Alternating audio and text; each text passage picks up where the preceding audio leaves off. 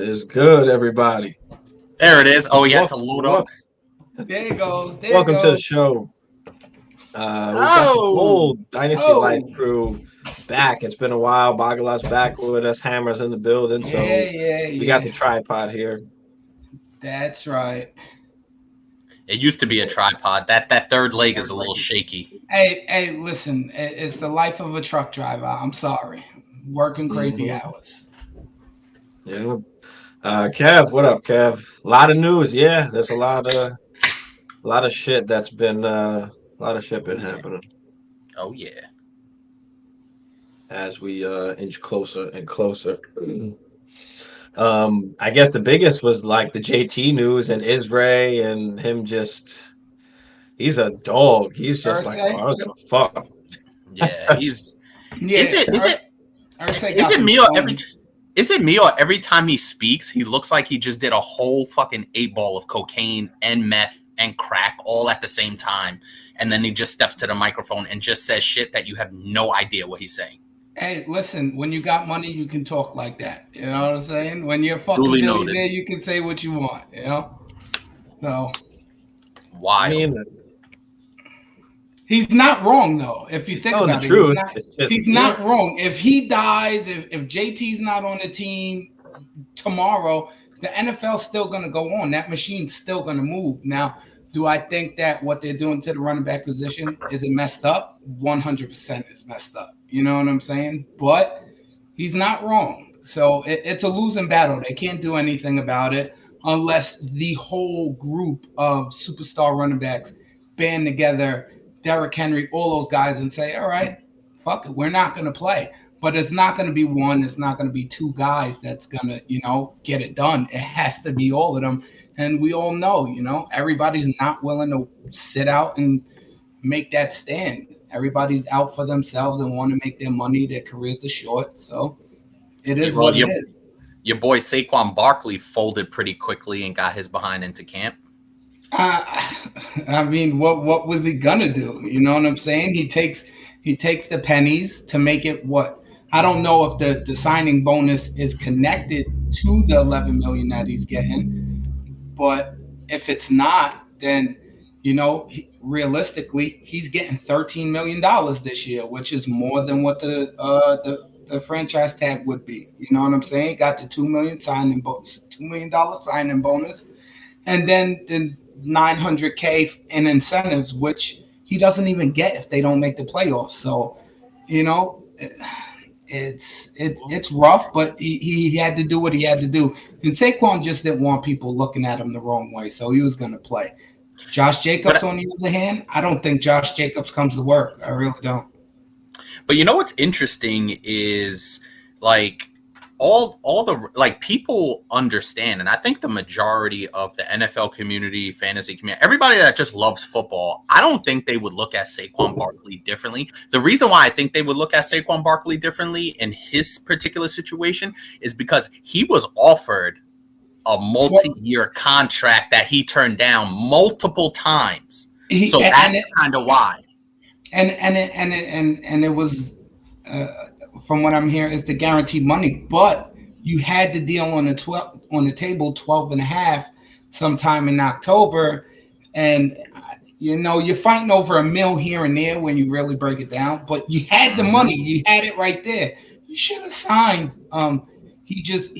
He misplayed the market, and he thought like it was a couple of years ago when they were paying Derrick Henry, when they were paying CMC, and it's not. You know what I'm saying? So he misplayed his hand, and now he has to deal with it. And I guess 1 year for $11 million. I mean, give me $11 million for a year, I'll be happy. But in the grand scheme of things, as an NFL, it's a bad contract. They have no choice. Like, okay, you don't play, then okay, you're not going to be getting paid. So for Saquon, it's like, you know what? Instead of having this hangover training camp and having to be a big thing, like, all right, you know what? I'm gonna come to work. I'm gonna bust my ass. I'm gonna show you motherfuckers why you're gonna pay me. And he's gonna fucking go out there and try and ball out, keep the team chemistry, not have it looming over. Like, I mean, and he's still gonna get franchise tag next year. Thank you. So, I was literally gonna say those exact exact words. He's going to get franchised next year. That was one thing that they were saying, was that in the contract that they should have put something where like he can't get franchise tag. Well, that's the thing. And what they were saying was, if he had if he got any type of some good faith from the organization. But the thing is, we're talking about big business. If it's not on paper, anybody can say anything. So even if John Mara turned around, even though I do think, because John Mara he's kind of, being a Giants fan, you see he's loyal to the guys that he likes. And he loved Eli. He was loyal to Eli. And he loves Saquon Barkley. So in the end, he might just bite the bullet and say, listen, pay him, because he did us this solid this year, so you have to pay him. But if Joe Shane doesn't want to pay him and Mara doesn't, make him pay him, Saquon's not going to get paid.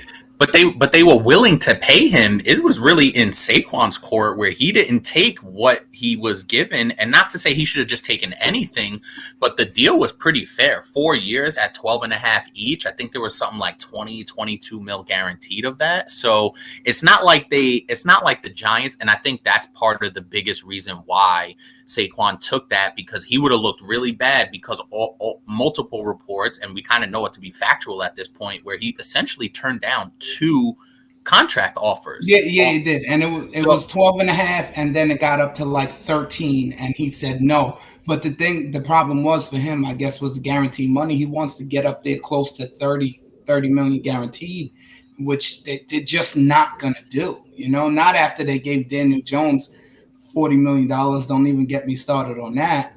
But he just misplayed his hand, and he didn't know his agents didn't know the landscape of the league, and that's what you're getting. I think they bargained for this with the franchise tag and everything in the CBA. And I think when the next CBA comes around, what they should really put is the running backs rookie pay scale should be high. Because those first couple of years on that rookie deal for the first round running backs, those first couple of years, first 4 years, that's when they use them up. You know what I'm saying? So like Bijan this year is going to make $13 million. He's the highest paid running back this year, I think, at 13.75 or some shit like that. And he's a rookie running back. If you're able to get that rookie that first year when they come in for first round rookie running backs up to about 15-16 mil, I think that this problem goes away. But I think that's where the fight needs to start, because after you ball out like that, you're not going to get your money. That's it. Because they use it against you, right? Exactly. So like a guy like Jonathan Taylor, where he's basically that entire offense. Obviously, you talk about Saquon, the exact situation where they use him up and they use that against you and basically say, well, you have this tremendous workload, so your value basically driving up. Once you drive a car off the lot, the value decreases right away. So that's essentially, backs are treated like cars, right? The minute you drive them off the lot, the value is going to go down, and the more you drive it, and the more you drive it, and the more you drive it, that's just going to continue to drive that value down. So, and that's why I was saying the running back rookie pay scale, they should argue for that to be higher than any other besides the quarterback, but it should be up there. You know what I'm saying? At least $15 to $18 million for that first round running back in their first year, where they're able to make their money. I mean, the players union should look into that, because that's where they're going to make their money. Before they even take a snap, they should fight for their money, because after they take a snap and after they get 300 carries, Bijan's looking at 300 carries, probably another 60 receptions. He's going to touch the ball 400 times this year. Potentially in that offense. Well, maybe you can't franchise tag him. Maybe they put something like that into play. But it's interesting, if they franchise tag Saquon again, doesn't he get more than what the original franchise tag is? Because it's the second time. I'm not sure what the exact. It goes up. It goes up a little bit, but from it's about the average, the league average for that position. So this year was 10. This year was 10. Yeah, the top 5. This year was 10. Next year, I think it's 12. But if you get franchised twice, Isn't there something with that second one where it's supposed to be more than whatever the original is? But it still goes based on the top 5 league average at that position. Yeah. That's so what he'll I'm saying. only get a little bit more. Percentage. For them to franchise, if they franchise Saquon both years, he's only going to make $22 million guaranteed. That's all he's going to make. Yeah. And it's no coincidence now that how quickly did that Jonathan Taylor situation. I know you guys probably saw it yesterday. Apparently he met with Irsay. It's like, oh, Jonathan Taylor going to meet with Jim Irsay, blah blah blah. And then like it seemed like a few hours later, all that news came out where he requested a trade. Now he's on physically unable to. Told him the truth. He probably told him bro, this is what it is. It was right on. Irsay pulled up on a bus to training camp to talk to him. So it happened right outside off the practice field in training camp. They had their little squad. He said, trade me. And now I think what happened was Jonathan Taylor said, well, I got a back injury. Well, it didn't happen in football. So you want to play that game? Now we're going to come after the money. You can't play that game. Take a snap first. Once you take a snap and you can say, bets are off. Yeah. I messed up my back on the field. You know what I'm saying? But you can't come into training camp before you even take a snap and say, hey, my back hurts. Yeah. Caleb said in Dynasty, what would you offer for JT at this point? Blatant buy low. But what would a mid-level team take? A 24-second, a late first? Should I even offer that? He's still one of the top running backs in the game. I mean, I don't know if anybody's first. He's worth the early first. Exactly. You still have to give up an early first. It doesn't. Yeah. I mean, and if you're a mid-team, I mean, I don't know if your first is going to do it or not. You might have to give up something plus. I mean, he's basically in the range of Devonta Smith's, Breece Hall's, early to mid first. Yeah, P. Higgins, Drake London. He's in that range. And I think he's in for a big season too, only because if Anthony Richardson starts the season, they're gonna run him a lot. Plus, the RPO stuff with Richardson and JT is gonna open up so much for JT because now you just can't crash to the ball. You understand? That DN, those linebackers have to play contain on Anthony Richardson because he can take it 70 yards. So I think he's in for a big year this year, and I think that's why he wants his money. And if I'm a JT owner, I keep him. I keep him for this year. Yeah, you only got him for what? Another 2 or 3 years at top. You know what I'm saying? Yeah. Top production. Caleb, if it's a mid-level team that has JT, I mean, what does that team need? I mean, does it make sense for that team to take a first? I mean, are they going into rebuild mode? Because if not, then I mean, he's probably not just going to take your first. And that's even though it may be worth it. So, or if you're like me, you want to get in the league chat a little bit, chat with him, tell him JT's going to sit out, get in his head, play mind games, mind fuck him, and you probably can get him for that late first, maybe early second. Yeah, I mean, you gotta. It's all about the dialogue, baby. I'd absolutely give up a first. I mean, and if you're in a contending team, I mean, you might have to give up a first and a second or 2 firsts. He's up there. He's worth a lot. He is. Kevin said the owners are just smarter. As a Colts fan, I'm in agreement. We shouldn't pay JT. He's the best player, and in today's NFL, your best player can't be the running back. Israel made it to where he is. Def not playing with what he said. I don't know if your best player can't be the running back. It's just the lay of the land right now. The perfect analogy for it is the car, And as a Colts fan, you don't want to pay him. You know what I'm saying? Why don't you want to pay him? Because if Anthony Richardson's any good, you're going to have to pay him in a few years. You understand? If Alec Pierce turns out to be Anthony Richardson's number 1 wide receiver or Josh Downs, you're going to have to give them big contracts. You understand? So paying him right now, you could pay him, but down the line, it's going to hurt you because you got to pay these other guys coming up. You know, not necessarily. If they front load the contract within the first 1 or 2 years, that gives you time to pay Pierce and Richardson when that time comes. Yeah, but the thing is, front loading the contract with a running back, he can go out there and blow out his leg the second play of this year, and then you're on the hook for all of that money. So you generally don't want to do that, and that you see a lot of NFL teams stay away from like trying to front load that contract. They'll give them the guarantees, but as far as yearly basis front loading it, they stay away from it because it's too risky. Evan said there's not many landing spots for guys like JT unless the Vikings get him. I don't think the Vikings want to pay a heavy running back. I think they did. They knew exactly what they were doing. They told Madison he was going to be the guy, basically, for this year. They paid him. They didn't pay him a lot. I think they paid him like $3 million a year, like 2 years, $6 million or something like that. And then they let go of Dalvin Cook.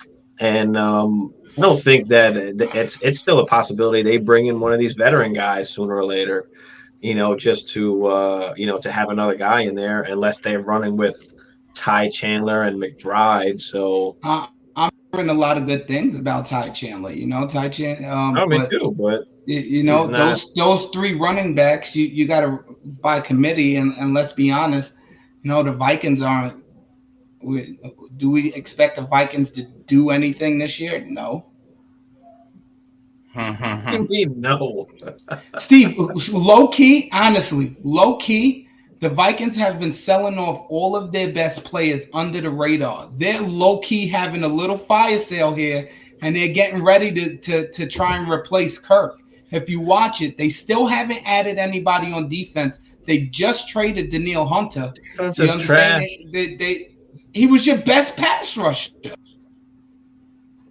There was no, didn't they just give him a fucking year and $20 million? Yeah, they just gave him 1 year. 1 year. 1 year, $20 million. So the problem is this: our defense. We know that our defense is trash. So we went out in the draft and we got Addison. We said, "Fuck it. If our defense is trash, we got to put up 35 plus a game. We might as well make the offense better. We'll worry about the defense."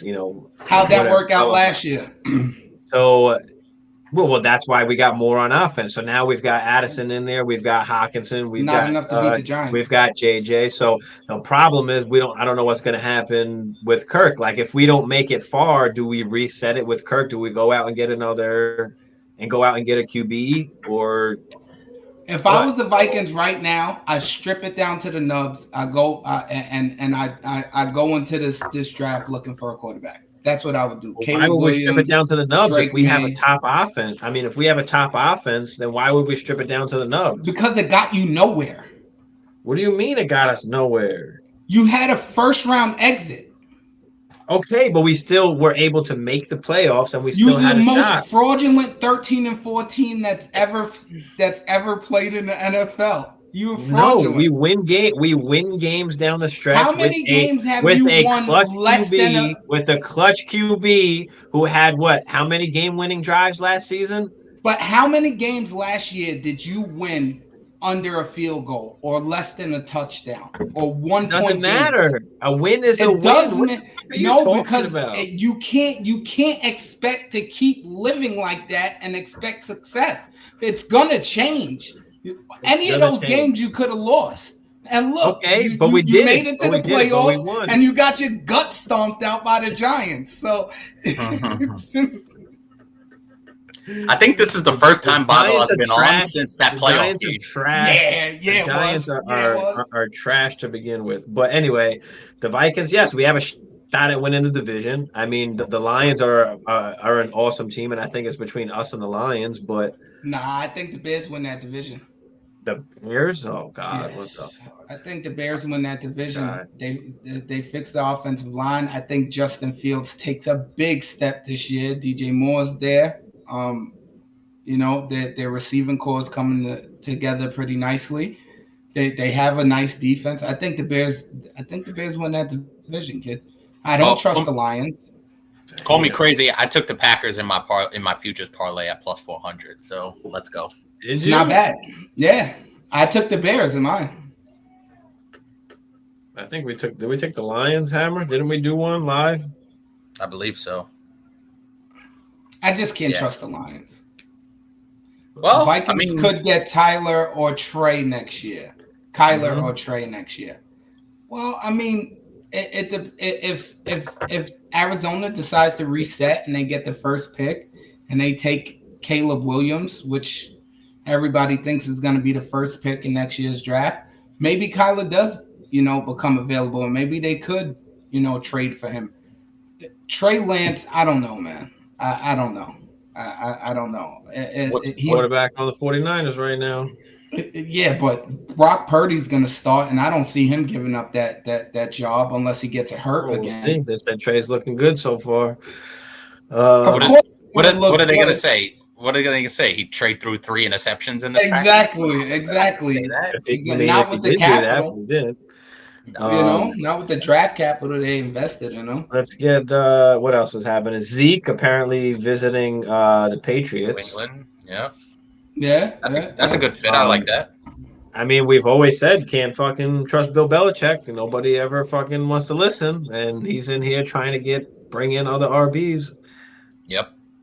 No, you can't trust that, and that's really, really bad news if you're a Ramondre Stevenson owner, because you could just see Zeke getting 8-9 touchdowns. He'll probably average 3.5 yards a carry, but you get down by the goal line and they're going to plow it in with Zeke. And for all of the Zeke, talk, and, he's on the decline. I believe he had 9 touchdowns last year. So if he could find himself in a similar situation and rip off 7-8 touchdowns, he's not going to get you a ton of yards. He's not going to get you a ton of, receptions. But if he rips off 7-8 touchdowns, he'll be a valuable piece, and he will severely hamper Ramondre Stevenson's upside. So like you said, Bill Belichick switches. Right, but especially Zeke, who at this point, he's basically a goal line specialist, right? Well, that's what I'm saying. If he goes anywhere, he's going to hamper any running back because, like you said, right now in his career, Zeke's the hammer. You get down the goal line and you just hammer him in. I think for Stevenson, that kind of puts him in like the same range as last year, like a little more. I kind of still keep him in like the 8 to 12 range, even with Zeke there, because I think he has receiving upside. Guy. Yeah. He'll still get some carries as well. So, because I mean, he didn't rush for 1,000 yards last year, I don't think, right? Didn't he miss some games? No. Huh? Yeah, he did. He missed a couple of games, Ramondre. Yeah, I'm gonna bring his numbers up really quick. Which is another reason why they might want to bring somebody in, because he did at the end of the season. He kind of wore down a little bit. Yeah. So last year he finished. He did 1,000 yards. He did 1,000, but 69 grabs on 88 targets. That's why he was number 7 in a half PPR league and number 14 in standard. So the PPR value, which we just alluded to, is still going to be there. He had 5 rushing touchdowns, and I think that's a good number for him. 5 rushing touchdowns, somewhere in there. I think he could be a little bit better if they would give him the goal line carries. That it just seems like they don't want to. Although not if they bring Zeke in. Not if they bring Zeke. But although I do think the Patriots offense is going to be a little bit better. Now they have a solid offensive coordinator and things like that. So I like Ramondre, but if they bring Zeke in, it's going to be rough. It'll be rough sledding. Like you said, PPR is still there. He'll still catch some passes and things like that. But don't expect the touchdown numbers. Oh, yeah. Crispy. What up, Crispy? So that's Zeke. I mean, where else could Zeke possibly go? I mean, Miami? Yeah. Maybe. But Miami hasn't sniffed around on that. And I don't think they don't want another bigger back like that. I think if they don't get Dalvin, they're happy to go into the season with Jeff Wilson and the rookie Mostert and go like that. So I think Miami's looking for a game changer. They sniffed around on Saquon. They tried to trade for him. Mm-hmm. But wouldn't it make, especially for somebody like Zeke, wouldn't it make sense for him to go back to Dallas on a reduced contract? Well, that's possible. They're still saying that's a possibility. Also, Dalvin, they're saying, could still go to the Cowboys. the thing with Miami is they don't want to spend up for Dalvin. Like they don't view him as a necessity. Like that's just like a luxury for them. So they don't want to, have to pay up. The Jets kind of the same. Like they don't necessarily have to pay up either because they do have Brees. But it would be nice to kind of ease Brees in and then have him full go for the second half and the playoffs. So. Also, don't forget Kareem Hunt is still out there. We haven't heard a sniff on that guy. We know he could play. We know he could be a valuable commodity to a team. So it might take an injury for Hunt to get signed. I don't think anybody really wants Hunt. I think a lot of these running backs don't want to go through training camp. I think they're trying to wait until the back end of training camp and see what the market is. And then, there probably are that everybody's waiting for an injury, because an injury will drive the price tag up a little bit. So did you just see the sleeper news that dropped? Jonathan Taylor tweets, never had back pain, never reported back pain. I don't know who these sources are, but find new ones. It's getting ugly. It's getting spicy. It's getting real ugly. Damn. And Jim Irsay just loves the drama. Oh, he loves the drama. You remember he came out and said something about Dan Schneider? Nobody even asked him about it. He loves the drama. Apparently Dalvin was at the practice today. Was at Jets practice today. Yeah, everybody was screaming, Dalvin Cook. I would love to see the Jets fall flat on their face this year. I really would. I would love to see them. I would love to see them face plant and just not make the playoffs. Yeah, I don't know, man. Do you definitively? Do you think the Jets make the playoffs definitively? Yeah, I have over who? I have them winning the division because of Aaron Rodgers. So we just forgot about Josh Allen. That's what we did. We didn't forget about Josh Allen. We forgot about the Winter Soldier. No, but I think that they've shown time and time again they don't do enough. They don't have enough offensively to kind of keep up when the shit matters. And when you're going against, in number one, a great defense in the Jets, and number two, a guy in Aaron Rodgers who doesn't really turn the ball over like that, who's going to keep your team in good position to win, along with the strong defense, I think that they're going to win a lot of the close games that they lost last year. So, for me, I think the Jets can, win the division. Yes. Obviously Miami is great, and obviously, Buffalo is great. So it's going to be tough, but I think that they have enough to pull it out compared to both of those other teams. I think when it comes down to it, I actually like Miami. If Tua stays healthy, I think Miami has all the parts. And remember, they've invested in their defense, right? They got Jalen Ramsey. I know he's injured. They traded for Bradley Chubb. So Miami's not messing around. It all hinges on Tua's head. I would say shoulders, but it's really on his head. So if Tua stays healthy, if Tua plays 15, 16 games, Miami should be able to win that division because they have so much talent on that team. They should. They should. But I can't write off the Bills after these couple of years. The Bills are a really good team, and their defense is nothing to sneeze at either. You understand? The problem with the Josh Bills Allen is that dude. Yeah, but what if they're in a game in mid to late November and Stephon Diggs has 3 targets, 2 catches, and shit just falls off the rails? They're playing a game they need to win in the division. They're playing the Jets. Sauce Gardner's locking up Stephon Diggs, and then it blows up. It implodes because that situation is very close to imploding based off what we saw last year. It is, but I don't think they allow that to happen. I really don't. I think they get all of that sorted out. I have Miami winning the division too. I don't know. I took Miami. It's just Miami looked really good last year when everybody was healthy, dude. And speed kills, and they have a lot of it. a lot of it. That's the best duo of wide receivers in the league right now. I'm sorry. I know Chase and Higgins are good, but just Waddle and Cheetah, they put so much pressure on you to like stretching the field and everything. It's just crazy that a 7-yard slant to the house at any given time. Miami's just so explosive. I think their defense is going to be better, and you know, if Tua is able to stay healthy, he looked like he packed on a couple of LBs, which is really good for him because he was very slim. I think that extra weight helps him a little bit, just to be able to absorb hits. But if he can play a full season, man, Miami's dangerous.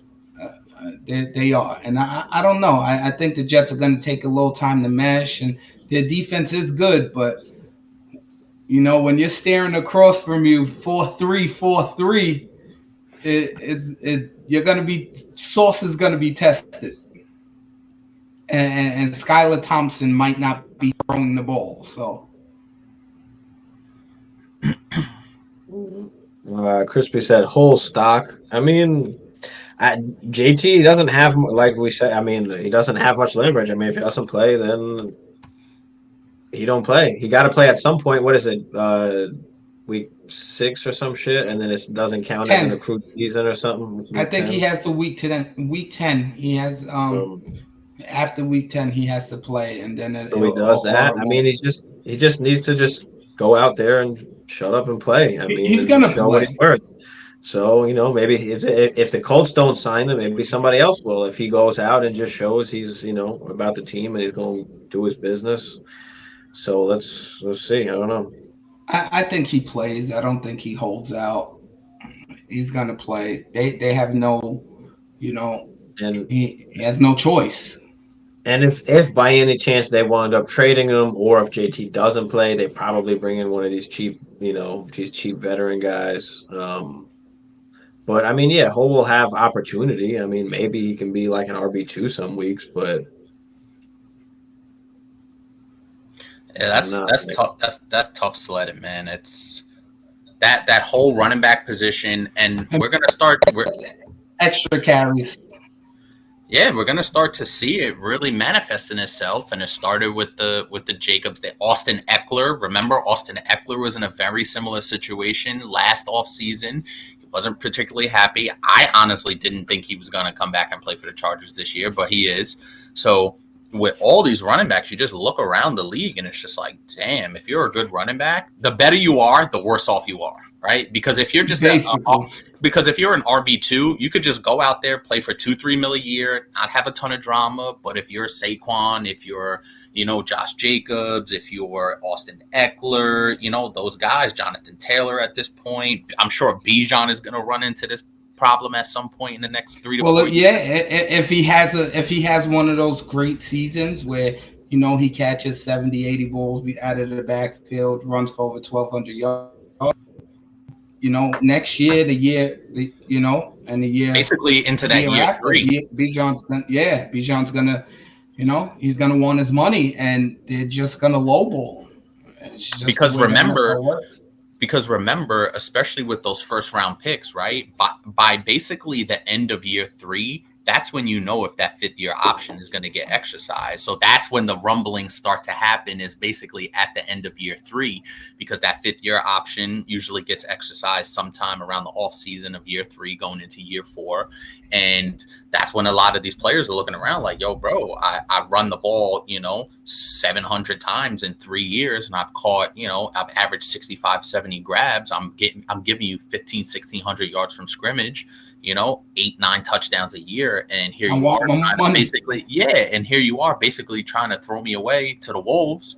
So, and I think the biggest indicator of the running back market was the top free agent running back was Miles Sanders, and he signed for $6 million a year. He was the biggest free agent contract for a running back, not Saquon Barkley not taking his contract withstanding, but that's where the market is. There's no more CMC's getting paid. There's no more Derrick Henry's getting a big boatload of money. You know, I know Aaron Jones a couple of years got a nice chunk of change at the running back position. Nick Chubb, So it's a fickle bitch out there for running backs, and I'm so interested to see what leverage these running backs have, because they don't have much, right? And the best running backs are going to give you 7 years of top line production, 6 to 7 years of top line production.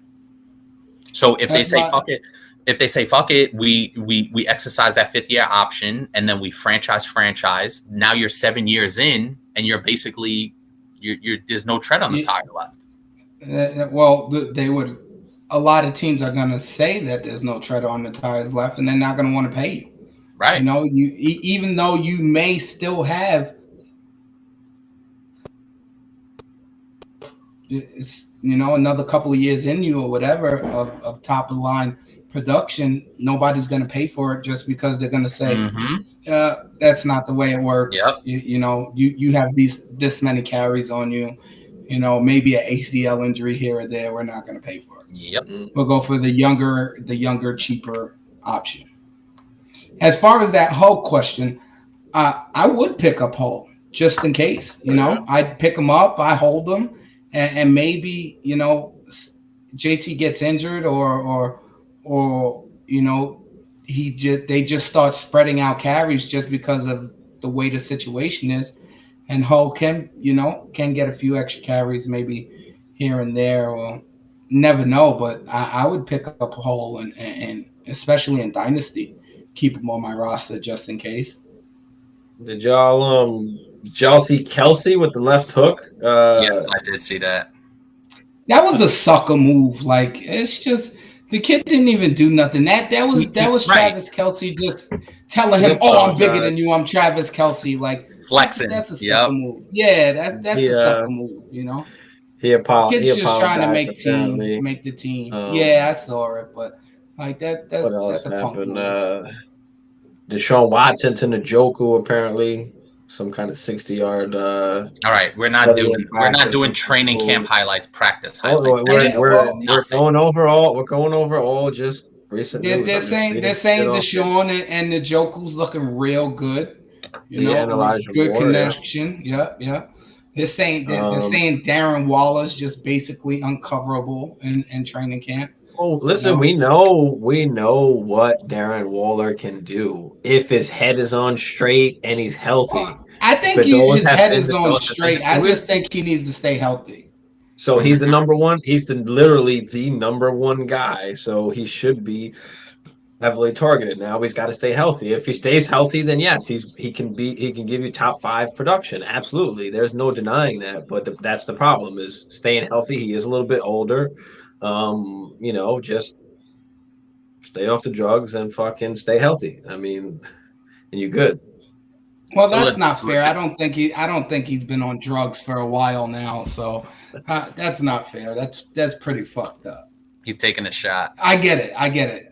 It's okay. Well, no, what was it? Alcohol, I think, was the latest. It was alcohol. Alcohol was the latest. Well, whatever it is. But listen, he's gone down in his target share each of the last 3 seasons. He's been declining. So this is his chance now to really, get back on the map. I mean, we know tight ends can last a little bit longer than wide receivers as far as their production, with age. So, can he give us a few more years?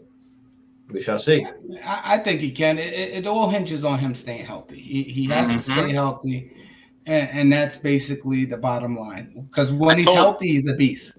I told Bagala this. We were having a conversation a couple of days ago when we were talking about it. And my target number for Darren Waller, in order to be truly effective for the Giants, he has to play at least 14 games out of the 17. Because listen, guys get nicked up, guys get banged up. He is a little bit older. He does have some mileage on those legs and everything. If Darren Waller could play 14 games, that means he misses 3. I would, if I'm a Giants fan, I sign up for him playing 14 healthy games. I take that. Yeah, I take that and run for the hills, because that means if he's giving you really good production in those 14 weeks, you're probably having a good season. You make the playoffs, and have him healthy for the playoff run or whatever the case is. But it was a good trade. I mean, good trade for the Giants. They needed that. It was a good move. They needed somebody for Daniel Jones to throw the ball to. Now, You got $40 million, DJ. I want to see it. I want to see it. Every time you throw an interception in the red zone, I'm going to call you a piece of shit. I can't stand interceptions in the red zone. I can't stand it. Apparently, Shepard came back. Shepard came back, felt great. Apparently, had a good practice. Shepard's done. They should have let him go. They brought him back because he's a veteran in the locker room and everybody likes him. But stick a fork in him. Shep's done. Clip. He can't run no more. There was this clip from Giants practice. This one-handed into, which was pretty sick. That was a hell of a play. Oh, who is that? That was 27. That was, I think, it's a rookie.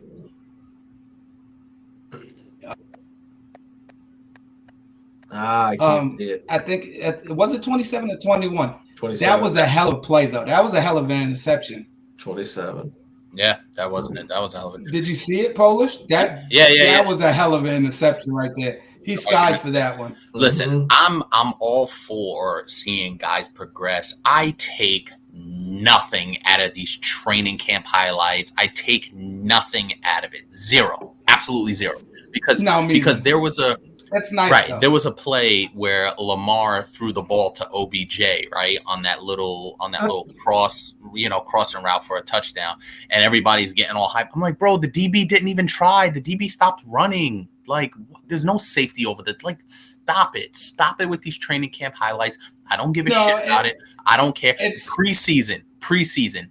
I'm not saying preseason's a big deal, but no, it's nothing. It's nothing. It's nothing to get excited about as far as the touchdown and the catch and stuff like that. But it does show you what they're going to try and do with Lamar in this new offense that the Ravens have, right? Which I'm fine. They're going to try and bootleg him out. They're going to try and keep him on the run, moving around. And they're not going to have him really trying to sit back there and dissect defenses. But you know what I'm saying? It's going to be a lot of movement, a lot of play action boot, and a lot of half-field reads just because, you know. I think that's what they're going for. Now, just because Lamar can run so good, that's going to be really good to get him out on the edge, and you know, that makes defenses a little scared. Corners might be a little bit more to play up against the run. You get a step on them, get behind them. I think you can see some big downfield throws from this Ravens offense, just if they go that route. But Ravens are interesting this year, I would say. They're interesting. Very interesting. Oh, I mean, for training camp, it's just nice to see who's, like Lou said, who's getting involved. What are they? Oh, who entered the Matrix? You know, who's getting involved, you know, and then how guys look running routes, like not necessarily, you know, and then the catches are nice too, just to see how they can, you know, adjust to the ball in the air and all that kind of shit. You know, just to see the potential that some of these guys, you know, have. So, you know, even though, yes, it doesn't mean much, there are certain things that you can look at and take away from it, you know, more so than obviously, you know, the defender trying and all that other type of shit. So. Listen, I understand it, and I do. Like, even I've even seen some Jordan Love highlights at training camp, and I'm just like, bro, I don't care. Like, when they start playing in the preseason, when it's live football and it, you know, it doesn't count, but it counts, right? Especially for a lot of young guys, a lot of guys trying to make their name.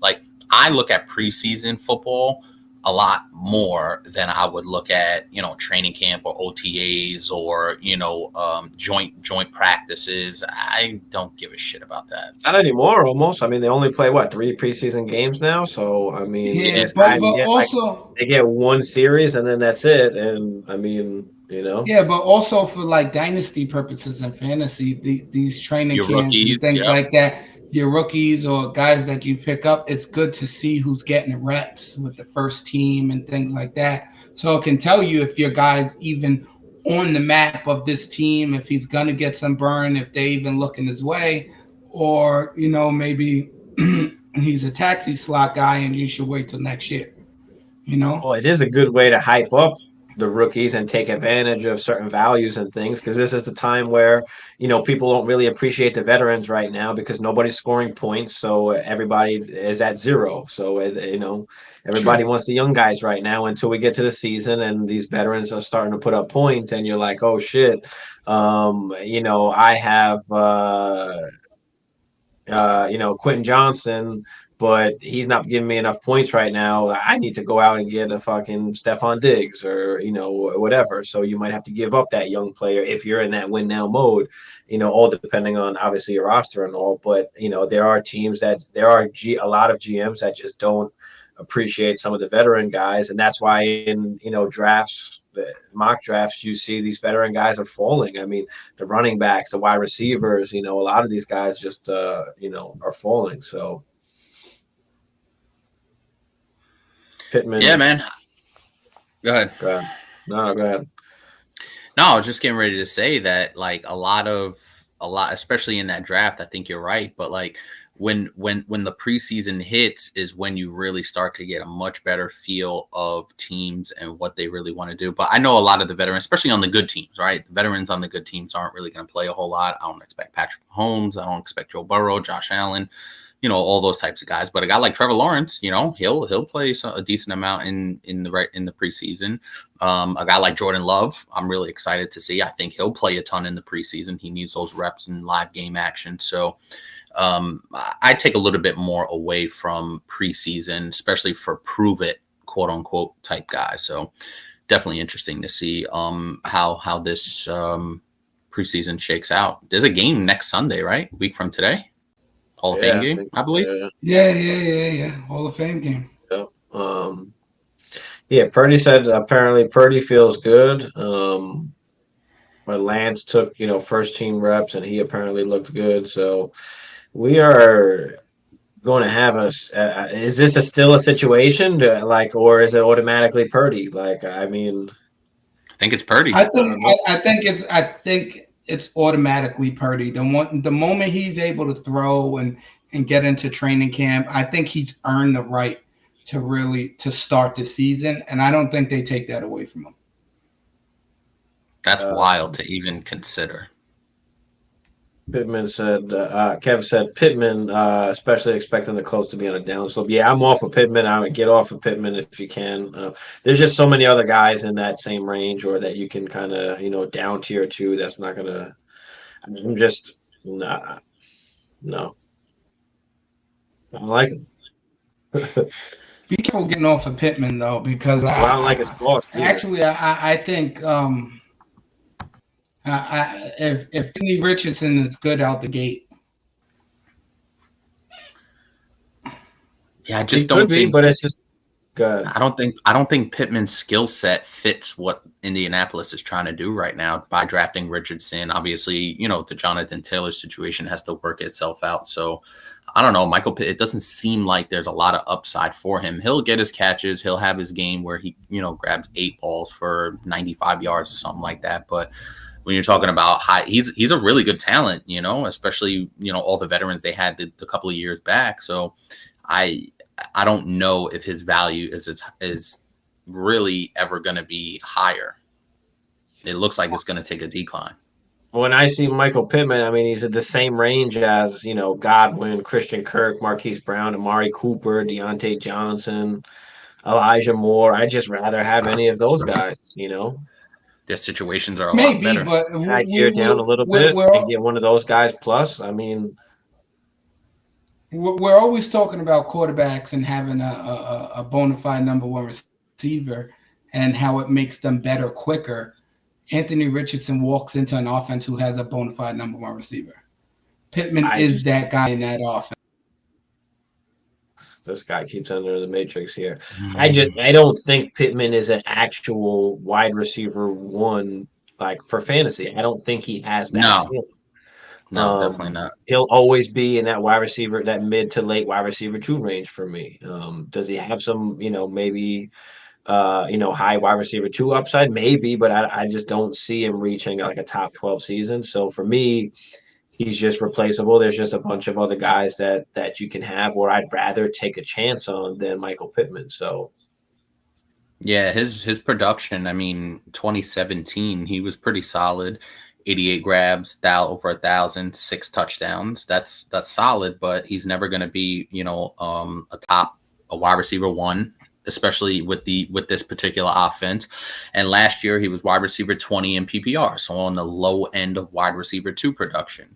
And is that a guy that you want to draft? Like, when you could have, like you said, Amari Cooper, you can have Elijah Moore, you can have, a number of those guys, Christian Kirk, Marquise Brown, a number of those guys. That's a tough position for him to be in, and we don't know what Anthony Richardson looks like at the NFL level. So that's a tough spot to be in. Shit, I'll take it first. He's still only 25 years old, so it's like, damn, he's got a big frame. He's a good receiver. Hey. I really do think he is a good receiver, but in a tough situation. Or you could cheer up, maybe. Can we give up, Pittman Plus to go get some of these other dudes? Quentin Johnson, Jordan Addison, Jerry Jeudy, Watson. The Drake London, T. Higgins. I don't know how people feel. Some people really don't like T. Higgins. Then they're stupid. I don't know if they don't like. I don't know if they don't like him. It's just that Jamar Chase is there. Yeah, Jamar Chase is there, and it probably just scares them off because how much could Higgins actually get?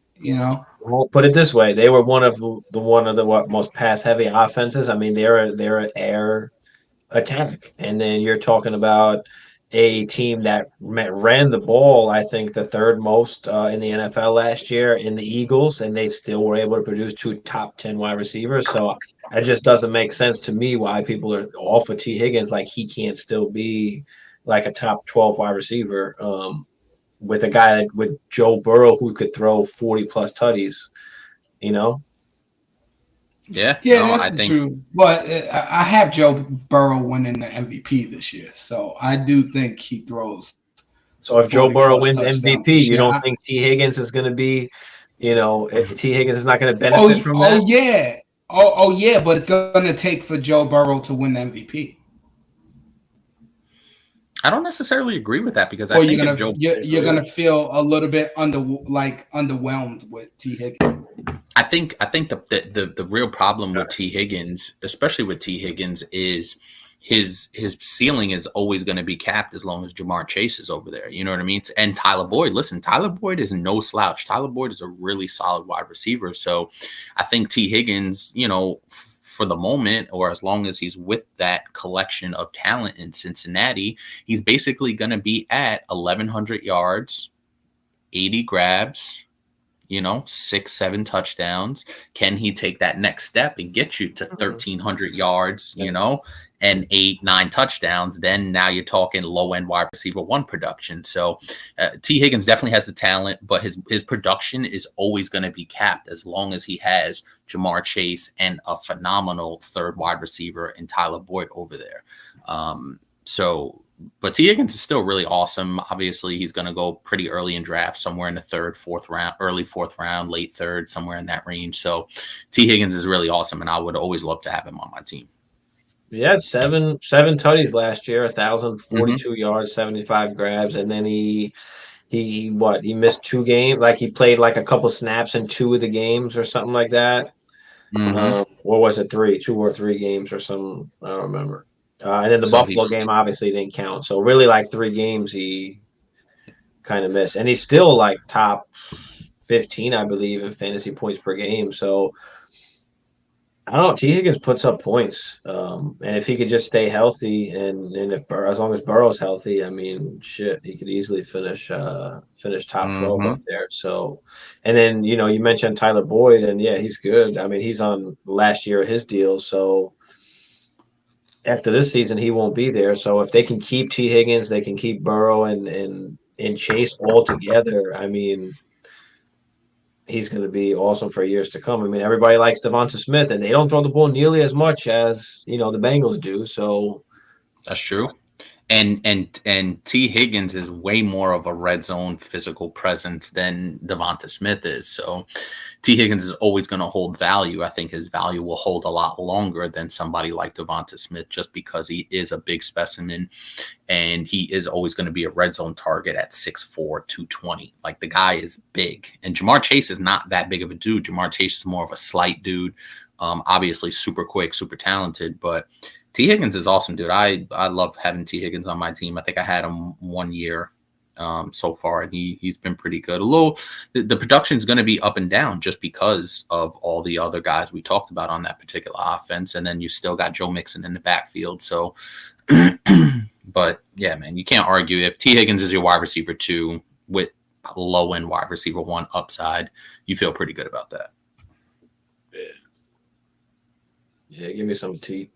We've got apparently Hunter Henry has been the guy so far, and not Gesicki, apparently. And I know a lot of people have been high on Gesicki, and I necessarily haven't been, because I'm just like, I don't know, it's just whatever.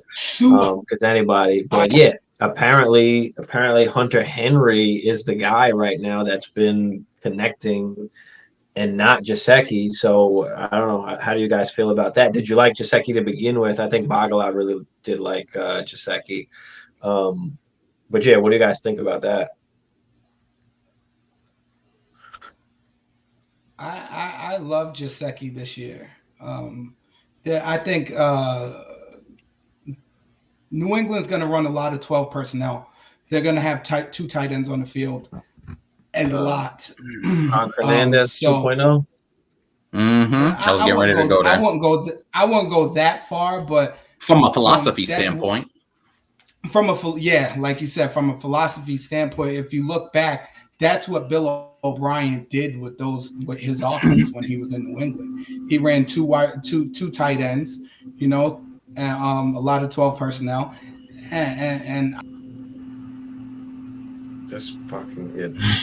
Yes, he did. I can pick it up from there. But yeah, I think that's a really effective thing. And just to answer your question directly, I'm not surprised that Hunter Henry is the top dog there, because number 1, he's been there. Number 2, he has a rapport with Mac Jones. And number 3, they love them some red zone tight end production. And Hunter Henry has proven that. Hunter Henry proved that even when he was with the Chargers, that he was a really good talent.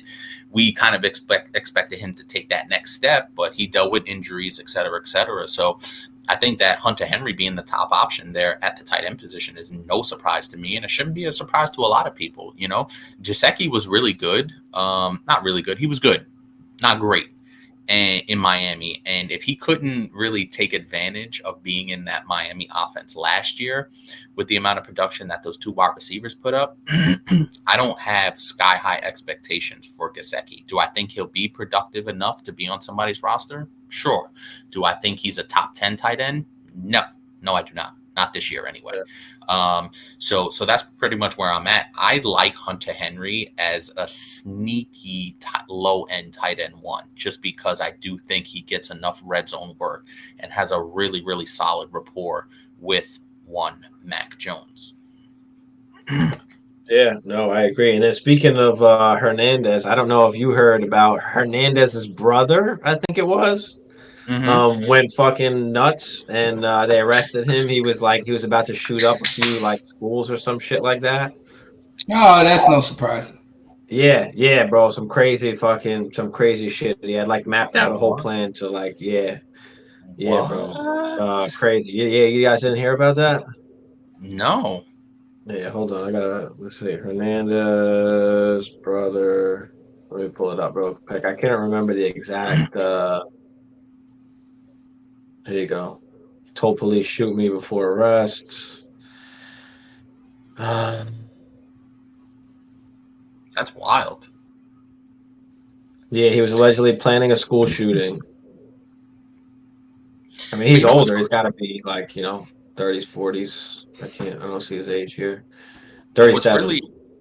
I don't know if you guys saw. I believe it's on. I believe it's on Netflix. They have that Netflix documentary where they basically laid out everything that Aaron and his brother went through as children with their dad, who was like a military dude, maybe some sexual assault there. So they were really like messed up from a young age. So I don't know. It's really unfortunate, but damn, that's crazy. Bro. Yeah, bro. I'm about to kick him out. I'm not even going to bring him back in. Bro, I'm about to just kick you out, bro. What's going on? The next time you enter the Matrix, you will not return. It's not my fault. You will get sent down. Yeah, Kevin, that was the next thing I was going to bring up. Is the other big news that's been happening is both Kenny Walker and Charbonnet, both dealing with injuries so far in camp. So McIntosh is apparently the guy to have right now. But yeah, I mean, this is why McIntosh season. They got another running back. No, it's not McIntosh season. I mean, these guys will be okay eventually. They're not dealing with serious injuries, but for now, I mean, yeah. Well, so really quick, 4 hours ago, run it on Sleeper. I swear by Sleeper now, unless it's coming from Blanco Schefter over here or Sleeper, either one and the same. Running back Kenny Walker has a groin injury and may remain out a while. Zach Charbonnet has a shoulder injury and is out indefinitely. So yeah, really, and I almost just traded for Kenneth Walker in our home league. Almost. I inquired. What were you having to give up? I'm about to inquire. I'm not telling you. All right, fine. I'm about to hit him up right now. I'm not telling you. I almost acquired. I was just getting ready to. I was kicking the tires. Yeah, of course he wants too much. He wanted Josh Jacobs plus. All right. I'm not doing that. He's nuts. He is nuts. Garrett Wilson. Bro, I'm not bringing you back, bro. I'm about to. No. The screen's black now anyway, so look what he does. All right. Garrett Wilson has a low ankle sprain, so they diagnosed it. Yeah. I was listening to Tigo today. He was talking about the Jets in training camp, and he was saying, how short they are at, wide receiver depth. Now that Wilson is out and Corey Davis apparently had I don't know if it was an injury or some kind of sickness or whatever it was. Mm-hmm. So he was out as well, and they got Hardman and Randall Cobb is there too, right? Yeah, but he doesn't count. No, I know, but. Just saying. Does that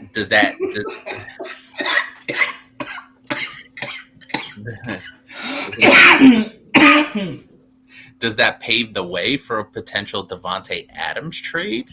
No, I don't think so. Just throwing it out there. No, I don't think so. I don't think they're paying to do that. When they just pay Lazard. You're gonna have to pay Lazard, yeah. Wilson. I mean, Lazard. They have Lazard, Nicole Hardman, like you said, Randall Cobb, the fossilized carcass that he is. So yeah, I mean, but that's crazy, right? How differently we look at this Jets wide receiver core if Garrett Wilson has an injury. Like we look at it completely differently, and that's one of the things. And hey, you get what you asked for, 12. So step up. Yeah. Yeah. But yeah, Walker and both ETN, both of those guys are like the two most interesting. This fucking kid. They are really the most interesting running backs out there, especially in Dynasty, to kind of grade or rank or decide their value, what they're worth. It's just so hard. I mean, because Kenny Walker was a good runner of the football, but is he going to get the receiving work, especially that Charbonnet is doing so well?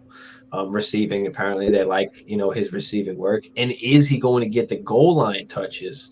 And it's the same for both. I mean, him and ETN were both asking the same questions for both of these guys. Really, what is they're both in the same similar situation? Yeah. What is the work going to be? How capped are both of these guys going to be? And also too, don't forget we talked about Jacksonville drafting Tank Bigsby, right? So we talked about that as well on another show. So they're in very similar situations. So it's extremely interesting to kind of look at both of those situations. Now, I think with ETN, I think he's in a little bit of a better situation than Kenny Walker, just because ETN, we know he can catch the ball. So I think they'll start utilizing him a little more in the passing game, use Tank Bigsby maybe down by the goal line, et cetera, et cetera. So I do think, and also too, that we've got to imagine that Jacksonville offense is kind of ready to take off based on everything we've seen, all the collection of talent that they had. Calvin Ridley, Trevor Lawrence take another step up. You still got Christian Kirk, Evan Ingram. They just signed to a nice deal. So that I think there's enough to go around where I would take ETN, feel better about ETN's floor than Kenny Walker's floor at this point. Yeah, I don't know. It's just tough because maybe Charbonnet does take away the catching, the receiving work, and maybe Kenny Walker is the next Nick Chubb. That's still pretty good. So, that's the thing. It's like, you can look at it one way or the other, and it's like, why even take a chance on these running backs? Why not just, draft the other positions, draft wide receiver or QB or whatever early. And then once we kind of know what the situation is, maybe then you go get your running backs. Like, I mean, yeah. I typically like to punt running back in the draft because I'd rather just try and buy them later on. Like I don't know what's going to happen with these guys. An injury kills you if you draft them early, pretty much. So I mean, it's just tough. I'd rather buy them afterwards when I know exactly what's happening, or when I'm really ready to compete and take that next step. So it's just tough with those guys. I have them both. I think RB like 9, 10. I mean, my dynasty rankings, I can't put them over guys that are going to get a full workload like Najee Harris, right? Like Jacobs. Like I can't put them over those guys, regardless if Kenny Walker and ETN's a little bit younger. I can't. But because also too in those two situations that you brought up with Jacobs and with Najee Harris, there's really no threat to either one of those guys, for that kind of workhorse 3-down back type role that we see. So, those two guys, obviously I would have ranked higher than Kenny Walker and ETN as well, because there's no real complementary guy that you could look back there and say, okay, this guy, may take some in the red zone, may take some, that goal line work that we talked about, some of the receiving work. And also too, another underrated aspect of Josh Jacobs, as you were touching on Josh Jacobs, was his receiving prowess last year. He really stepped up as a receiver. He wasn't really known as really a PPR threat in his first couple of years, and even coming out of college. So I was really excited. Obviously, I was a big beneficiary of that, having Josh Jacobs on my roster and seeing him getting 3, 4, 5, 6 targets, coming away with 3, 4 receptions. And really being able to boost that. Now they were down a ton, so they were just dumping it off, etc. But listen, for Kenny, for that Seattle situation, that's not good. Like it doesn't sound good when you see out indefinitely, and then for Kenny Walker, no timetable for return. That's not what you want to hear. Basically, we're in August, essentially, right? We're in August now. Hall of Fame game is a week away. So now the screws are really starting to tighten up a little bit. So, any significant injury definitely threatens their availability for those first few games of the regular season. Yeah, I mean, even the older guys, I'd rather like Saquon, CMC. I have them ranked above, ETN and Walker. Like I'd rather have those guys. I would agree. So here's a good comp. Would you rather have ETN or Aaron Jones? ETN. Give me ETN. Would you rather have ETN or Austin Eckler? ETN. If you're talking about just for one season, just for next season, like I'd rather Austin Eckler, especially like his price compared to what ETN would cost. So like if you're going to win the ship, like or if you're going all in and you want to buy a running back, like I'd rather buy Eckler than I would ETN. for this season, especially just at the cost of, what he's going to cost to get. Yeah. So you could see how fickle we talk about that running back situation is. It's a bitch. So I made a trade right after the season in one of my dynasty leagues, and I traded away. And it just goes to show you how I hate running backs, and it actually wound up working out in my favor, at least so far. But I traded away Kenny Walker in like the 107 for Kyler Murray in a super flex league. And at the time, like, it seemed like a lot because Kenny Walker was like, dynasty RB on like a rampage right after the season. So everybody was, going off about Kenny Walker. And I wound up like giving him up for the QB. And then, obviously they go and get Charbonnet. So I'm like, I feel a lot better about it. But I mean, I still felt awesome at the time. I mean, getting a top 10-ish QB in Superflex for, a first round pick in Kenny Walker, who maybe for another first round pick, more than that, 2 first round picks, whatever. So yeah. But yeah. Let's see any other news that happened out here.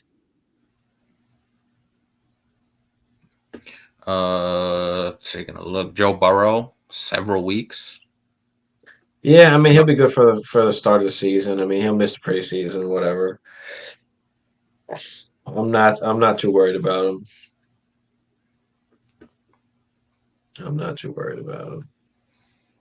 Noah Fant off the pup. Yeah, whatever. DeAndre Swift. Especially now that they have JSN, it's like they're not going to use that, that 2 tight end personnel anymore. So Justin Herbert, I think, is going to be talked about in the Joe Burrow range after this season. I could see that. And he's already kind of he's a tier below, obviously, but still in the mix. Like when you talk about those young quarterbacks, he's always in that conversation. Just a tier, like a slight tier below, but still in that mix.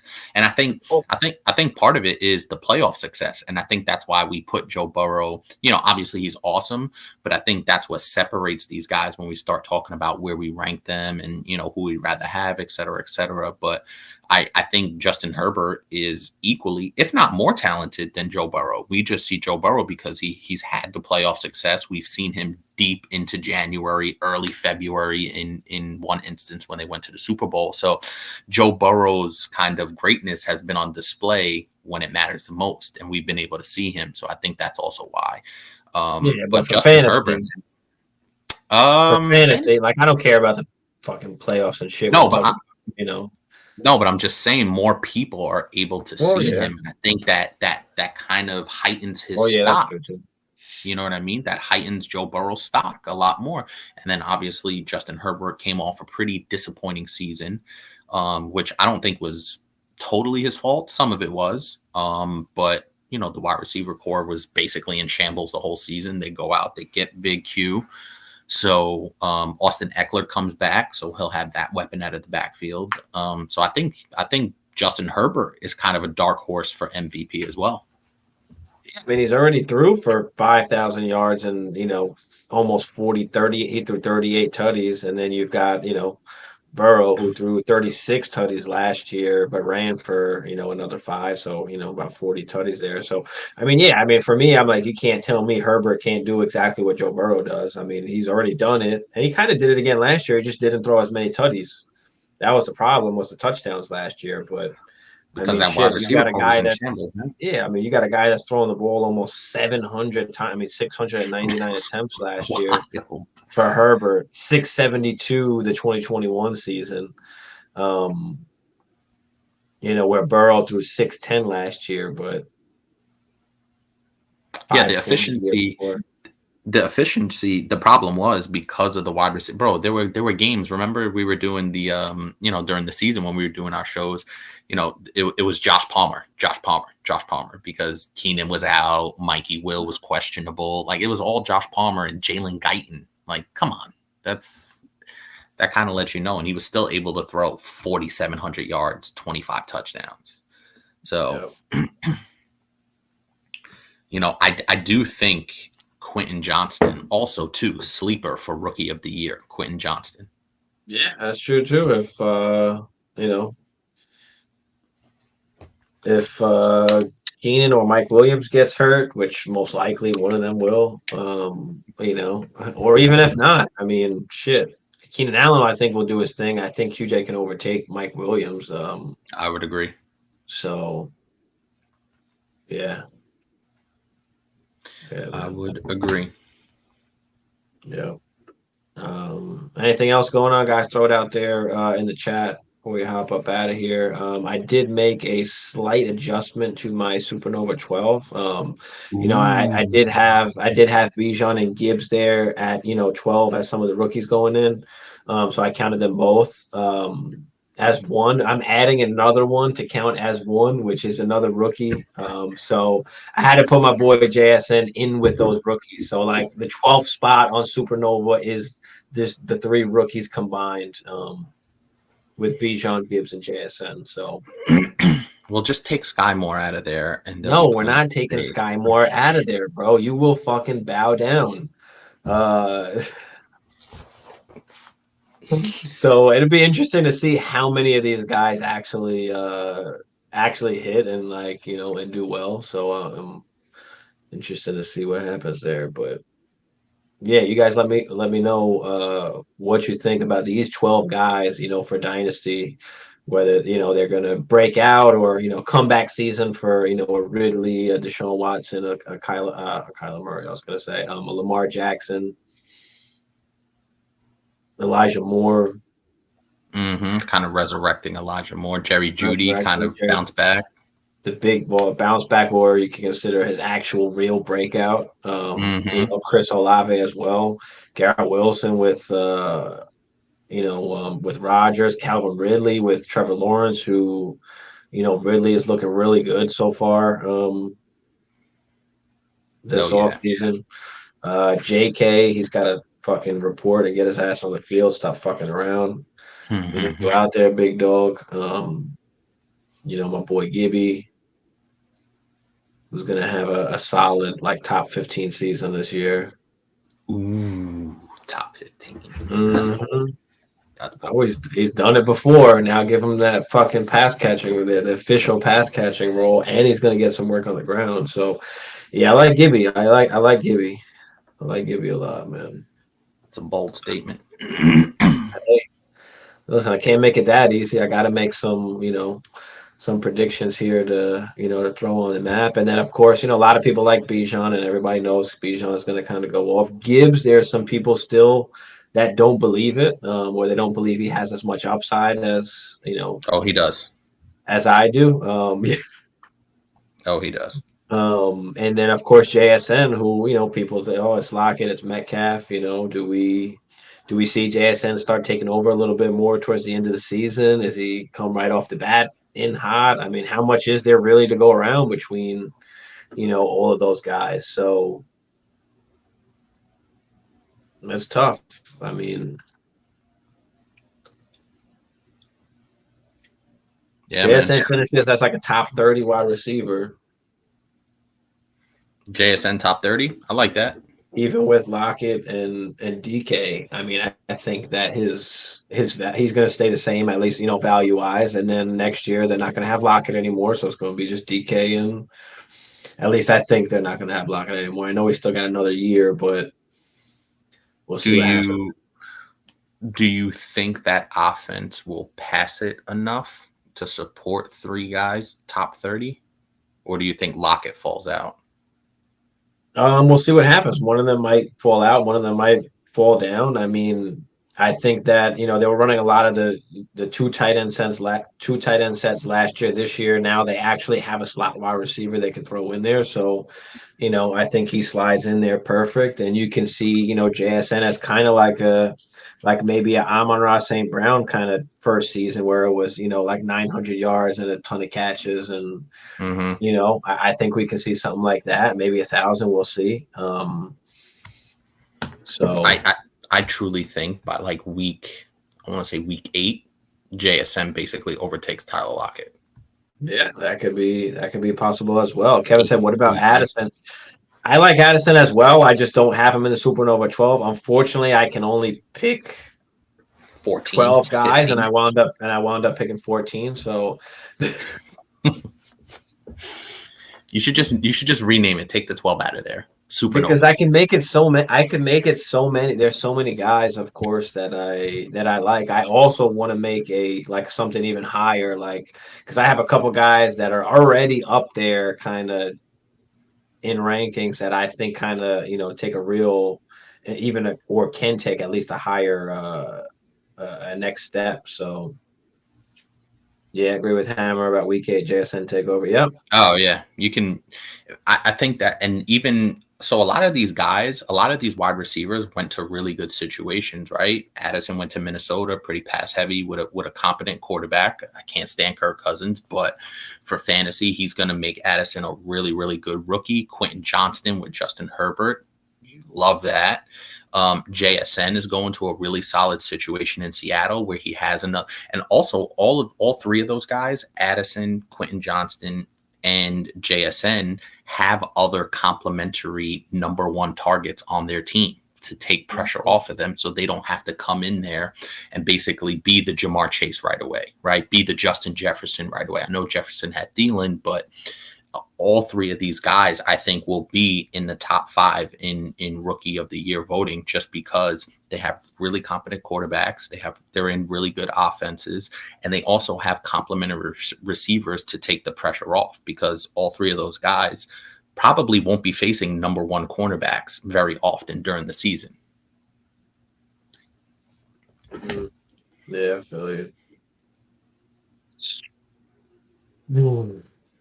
But yeah, I just had to throw JSN in there. I got to make another one because I think I've got a couple guys that are. I don't know what to call it though. Like the Red Giant. Red Giant. What the? Well, a Red Giant, like Supernova, Red Giant, White Dwarfs. The types of stars that are out there, trying to stick with that theme. Supernova just sounds dope, but that's what these are. We'll come up with something. Yeah. All right. All right, guys. We're about to get out of here. Appreciate all y'all for coming out. Kev, Emil, Crispy, who else I missed? Caleb, and whoever else out there. Appreciate y'all for coming in. Make sure you guys smash that like for us. If you're new, smash that subscribe. But get it done. Other than that, we will see y'all Thursday. I might come on Wednesday and do a mock draft. I don't know if you want to hop on, Hammer, but maybe do a mock draft on Wednesday as we're getting closer here to the season. But I like it, you guys. Yeah, a few more weeks, Kev. That's right. A few more weeks, and we are back in like real action and like redraft actual mode. Like after, we've got to think more kind of redrafty and then Dynasty during the season. So it's going to pick up really quick. Mm-hmm. I feel like we were just talking about the draft. Yeah, we were. Wow. Yep. But all right, guys, we out. No, Packers suck.